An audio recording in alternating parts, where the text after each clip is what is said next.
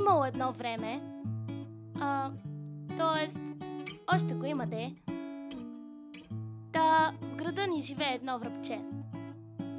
Той искаше да се върне на село при баба си и дядо си. Там има повече боболечки за ядене, повече дървета за гнездене и е по-спокойно. Обаче ние, децата от площадката, много му се молихме да остане при нас, за да продължи да ни пее щурите си песни. Така де, то се съгласи при няколко условия. Обещахме му да пазим града чист, да не отсичаме дърветата и да не убиваме боболечките, за да има къде да живее и какво да яде. А аз обещах да пея неговите песни на всички деца. Да, всички деца в България, защото всяко дете расте по-щастливо с песните на щурото връбче.